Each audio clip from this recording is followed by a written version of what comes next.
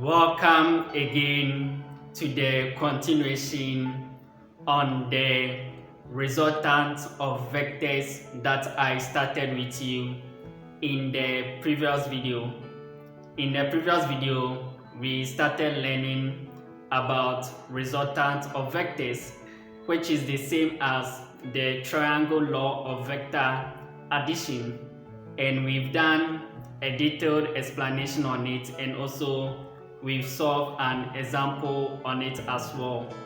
And I hope you understood it and you enjoyed the lesson as well. So this is a continuation to solve another example with you so that you get a better understanding of it. So as you can see, I have example 2 on the board, okay, meaning we've already done example 1 in the previous video, and I will encourage you to watch the previous video, because the previous video lays the foundation, okay, the basic knowledge and understanding that you need about the resultant of vectors. I've done all those explanations in the previous video, so just do all to watch the previous video so that you can easily handle this session as well. And please don't forget to like the videos and also share them after watching. And if you are watching for the first time, please do all to follow the page and also subscribe to my YouTube channel as well. Let's go ahead and take a look at the example 2 that I have on the board. Let's read it together. So example 2, it says that if vector AB equals to -1, -3, and vector BC equals to -2, 4, find vector AC. So the question is asking us to find vector AC. Okay, let me read it one more time before we proceed to solve it together. So it says that if vector AB equals to -1, -3, and vector BC equals to -2, 4, find vector AC. Okay, we are being asked to find vector AC. Let me write down my solution and let's begin to solve it together. Okay, from the previous video, I've explained to you that anytime you have a question on resultant of vectors, okay, what you do is that you draw the triangle. That is what is going to help you to be able to solve the question. And I've also explained that always what they are asking you to find, put it at the base of the triangle. Okay, so now in the question, we are being asked to find the vector AC. So I'm going to draw the triangle, and when I'm labeling the triangle, I'll make sure that the AC that I'm being asked to find, I'll let it come at the base of the triangle. Always make sure that what you are being asked to find, it comes at the base of the triangle. I hope the explanation is clear enough up to this point.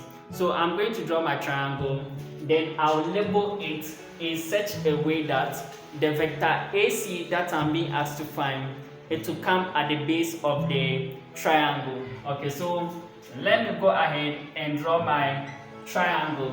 Okay, so this is my triangle and I'm going to label it. So I'll start, my A will be here and my C will be here.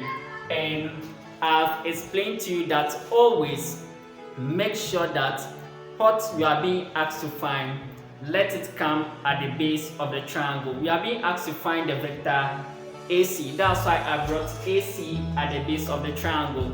Okay, so my A is here, my C is here. I hope you understand up to this point.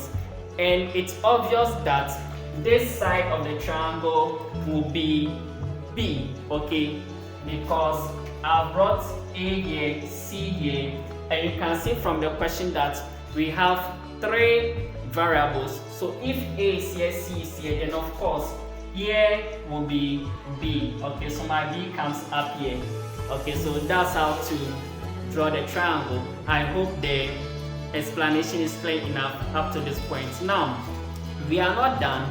We will go back to the question and we will indicate the arrows on the triangle. The arrows are very important. I explained to you that the arrows plays a role in the solving of the question. And actually, without the arrows, it means you are not dealing with a vector, because I've explained to you that a vector is any quantity which has both magnitude and direction. So the arrow gives the direction of the vector, okay, which is very important. So we are going to go back to the question, read it, and we are going to indicate our arrows on the diagram, okay, the triangle. So let's start with the AC. You can see that we have AC. The arrow is moving from A to C. So on the diagram, my arrow will point towards C because you are moving from A to C. I hope you understand up to this point. Now let's come to the AB. You can see that the arrow is moving from A to B. Okay, so the arrow will point towards B. So the arrow will point towards B like this, A to B. And with this one, we have BC. We are moving from B to C. So the arrow will point towards C. Okay, so B to C. I hope you understand and you agree with me up to this point. Okay, now I've already explained the resultant of vectors to you in the previous video, and we spoke about the addition law that governs it. Okay, we are going to apply that same law here. Okay, and the law says that for you to find the AC, okay, that's why I advise you that always whatever you are being asked to find, put it at the base of the triangle. Okay, because the law states that to get my AC, which is the base side of the triangle, so my vector AC will be equal to the addition of the vector AB plus the vector BC. I hope you understand. I've explained this a lot in the previous video, so we are applying that knowledge here. Okay, so again, my AC will be equal to AB. So I have my AB, vector AB plus the vector BC. Okay, that is the triangle law of vector addition. So you put down the formula like this, and what you have to do is that just go back to the question and input the values. Okay, the values that you have been given, just input it in this equation. Okay, so now the AC, we don't know the AC, that's what you are looking for. So you just need to repeat your AC. So I'll write my AC, bring my equal to, the AB was given. Okay, so just input your value.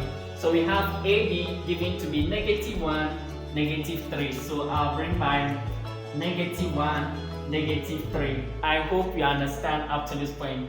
Then I'll bring my plus BC. BC is given to be -2, 4. So I'll bring my -2, 4. And from here, we just need to apply the addition and subtraction of vectors that we learned. Okay, I've taught you addition and subtraction of vectors. You are going to apply it here to simplify. Okay, so let's go ahead to simplify. So I'll have my AC, vector AC will be equal to -1 plus -2. It will give you -3. And -3 plus 4, it will give you +1. Okay, so you have your vector AC equals to -3, 1. And this is your final answer. I hope the explanation was clear enough and you understood it as well. Please don't forget to like the video and also share the video after watching. And if you are watching for the first time, please follow the page so that you can be notified of any new video that I upload, and also subscribe to my YouTube channel as well. I'll see you again in another video whilst we solve more examples on this. Bye bye.